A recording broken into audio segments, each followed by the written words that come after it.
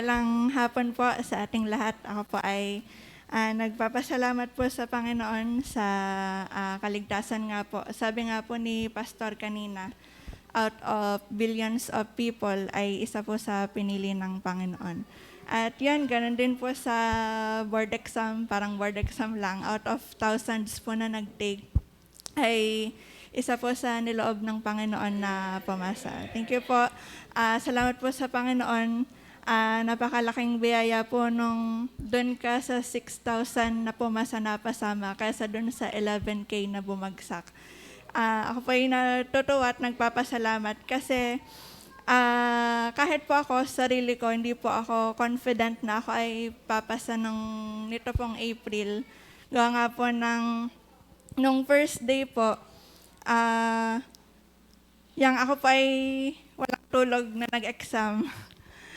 Ay tapos ako po, habang ako po ay nagtitake, ako po ay nilalagnat na nun. Pero hindi ko na po naisip uminom ng gamot. Kaya doon ko po mas naano yung biyaya ng Panginoon. Kasi habang ako po ay nagtitake, ako po ay lalong nape-pressure. Pero ayun nga po, totoo po yung kada item ay may kasamang panalangin. So, biyaya po ng Panginoon, ako po ay kada hindi na po nagpa-function ng aking utak, ako po ay natulog ng 15 minutes, tapos saka po uli. Yan, biyaya po ng Panginoon. Nung second day nga lang po, kung kailan kumpleto na yung tulog ko, saka kung kailan wala na pong lagnat, doon po ako walang maisagot talaga. Yun po kasi ay design subject namin. Yun. Pero salamat po sa Panginoon, niloob nga po na makapasa na. At yan, given po na wala po akong pinasahan na pre-boards, wala po akong na-take na evaluation exams. Ang eval exams po kasi namin ay tuwing Sunday, bale 9 to 12 po yung exam, tas ituturo po yan ng 1 to 4 ng Sunday. Ay wala na po akong na-take nun, wala na rin po akong napanood kada Sunday. Tapos hindi ko na rin naman po nare-rewatch, gawa ng kinabukasan po, may bago na uling ituturo. So dadagdag po lalo sa aking backlogs. So yan, salamat po sa Panginoon. Ayan, mas naha-highlight din po yung biyaya nung after ko pong pumasa. Yun pong sa mga group ng civil engineering, nakikita ko po yung kanilang mga rants, yung kanila pong mga sentiments na pang 9 take na, pang 5 take na, pero hindi pa rin po niloob na makapasa. Yun, ako po yung nagpapasalamat talaga sa Panginoon.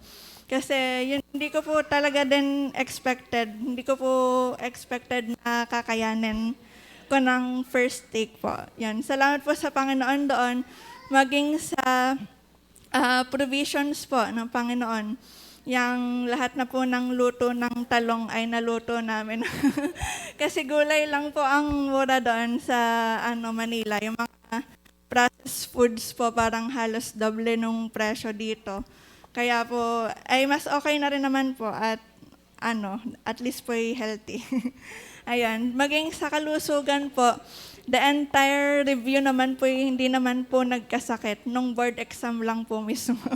Pero salamat po sa Panginoon. Kaya po mas lalo po akong nagpupuri at nagpapasalamat sa Panginoon. Kasi itinawid niya po ako kahit ganun yung naging situation. Sobrang biyaya po talaga. Biyaya lang po ng Panginoon lahat. At ayun po,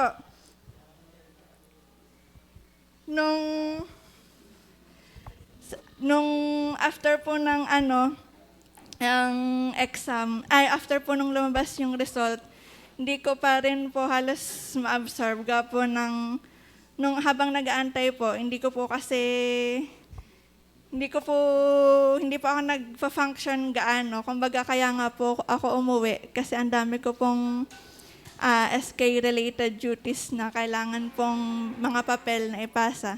Pero habang nag-aantay po ng results, hindi po talaga ako makagalaw ng maayos.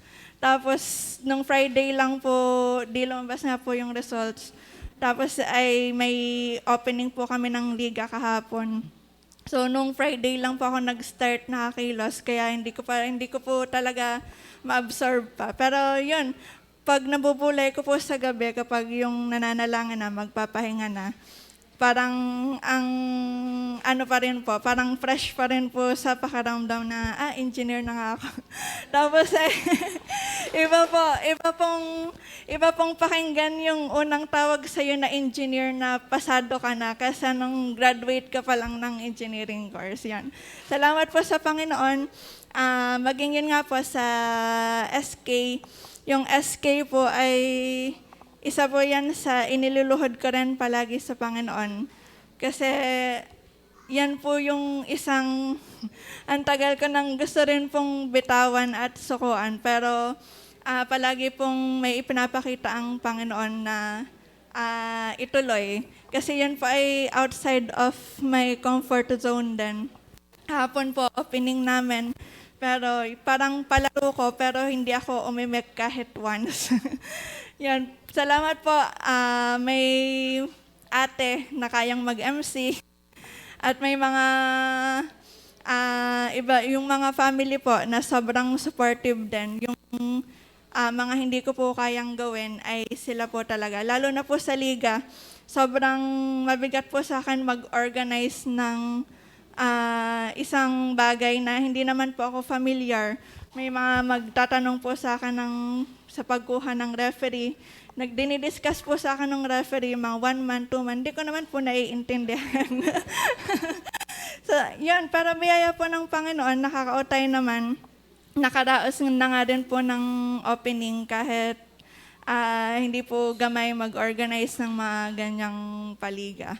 At yan, salamat po sa Panginoon sa inyo pong mga buhay, sa lahat po ng nananalangin. Alam ko pong marami po akong kasamang nanalangin, lalo na po dito sa atin pong iglesia. Ganun din po sa amin pong family. Yung board exam alone pa lang po, wala pa yung mismong exam, wala pa po yung mismong result, ay biyaya na. Lalo na po sa akin, yung improvement po sa prayer life, yung deep communion po sa Panginoon, talagang na-develop po.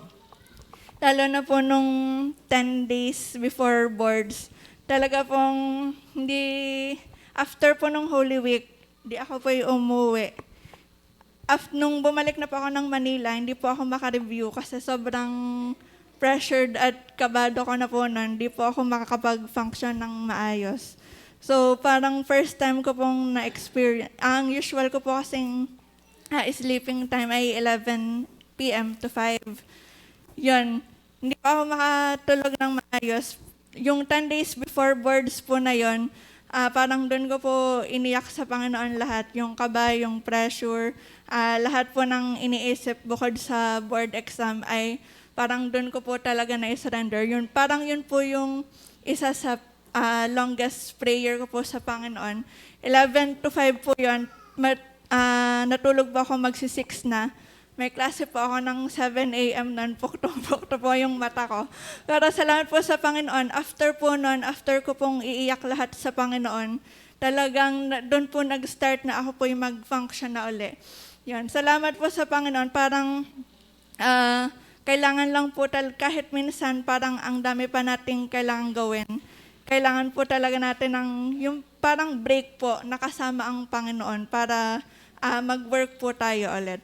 Ayun. Thankful po ako sa Panginoon. Salamat po sa inyong mga buhay. Salamat po sa inyong mga nanalangin. Kahit po yung hindi lang po blessing sa akin yung sa prayer life, maging sa akin pong family, ako po yung natutuwa. At medyo naawa din po ako sa aking mother kasi yun po ay 3 meals talaga lagi. Pag po yan ay nagutom ay nangangatog na ang tuhod. Pero nag-fasting din po. Kahit po sila Kuya Japs na hindi nga din po nag-i-skip ng meals ay nagpa-fasting din. Kumbaga hindi lang po prayer life ko yung na-improve. Pati po yung sa aking family. Yan, salamat po sa Panginoon. Talaga pong yung board exam journey ko po ay wala po talagang ako, biyaya lang po talaga lahat ng Panginoon. Salamat po.